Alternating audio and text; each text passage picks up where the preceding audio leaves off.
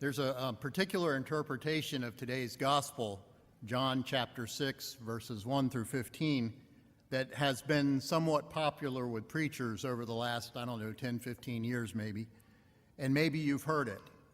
And it goes something like this, that when Jesus fed the 5,000 people with the 5 loaves and 2 fish, the real miracle was not that Jesus produced this huge amount of food, enough to feed 5,000 from just a little bit, but that in his action of giving thanks and distributing what was on hand, he led others to share what they had.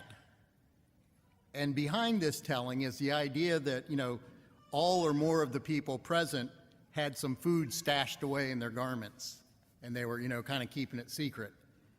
And after seeing Jesus giving from the 5 loaves and the 2 fish, then they reached into their cloaks and started forking over what they had. In a way, it's kind of a nice reading of the gospel because it points out how an encounter with Jesus can bring out really good stuff in people. It can even bring out the best in people. It also encourages folks who hear it to reach into their own hidden treasure and share with others. And that's all good. But the problem with this interpretation is that it's really not supported anywhere in the plain sense of the text of the gospel that we just heard. And this gospel just gives us no other sense of what happened than it was a true supernatural miracle.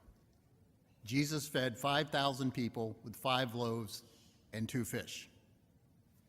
God did it. We don't know how.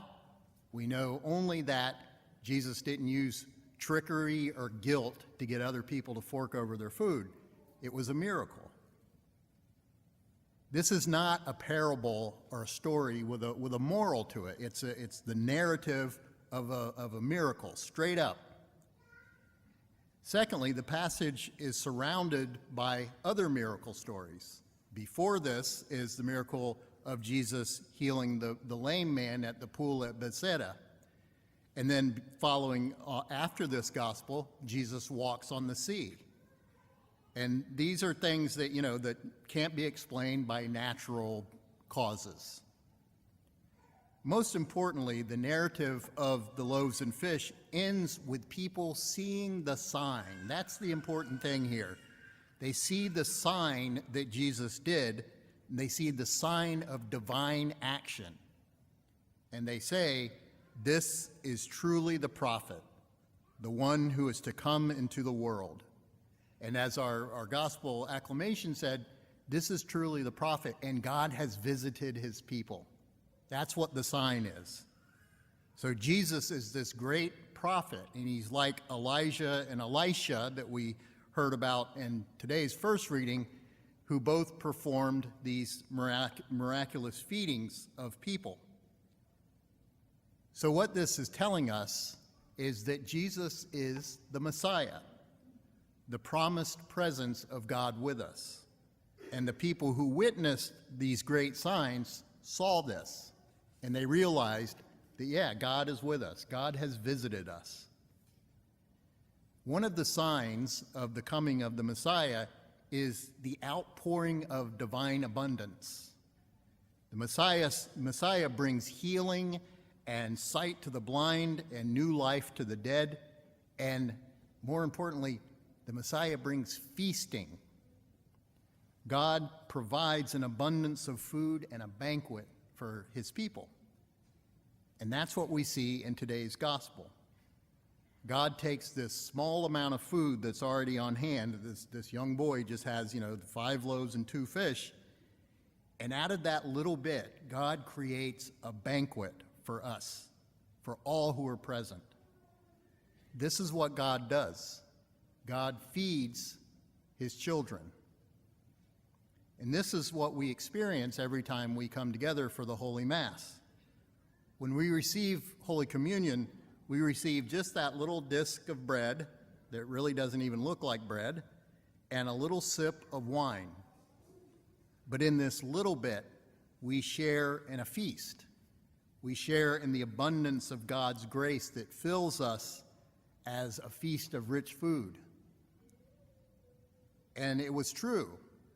It was a supernatural miracle that Jesus, the Messiah, performed those years ago by feeding 5,000 people with 5 loaves and 2 fish.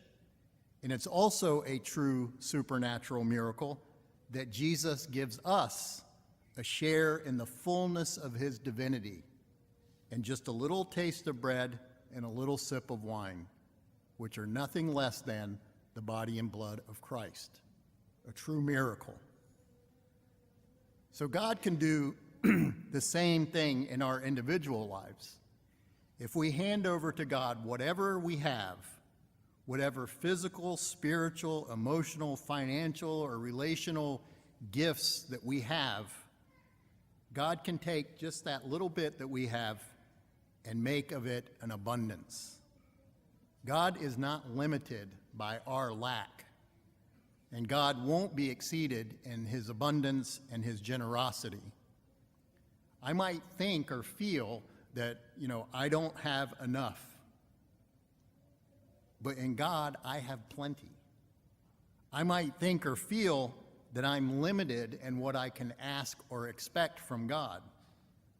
But God tells us, God invites us, seek, knock, ask, always, and God will provide. Because God is the fullness of everything. God, in fact, is fullness itself. And in Jesus, God has brought us into that fullness. So the message for us today is to give to Jesus from your scarcity. Not just from what, I got a lot of this and a lot of that. Give from your scarcity. Give from your lack. And then watch him fill you and fill others with his divine abundance. Oh, and by the way, if your encounter with Jesus leads you to share your treasure with others, that's a very good thing. That's a good thing, so do it.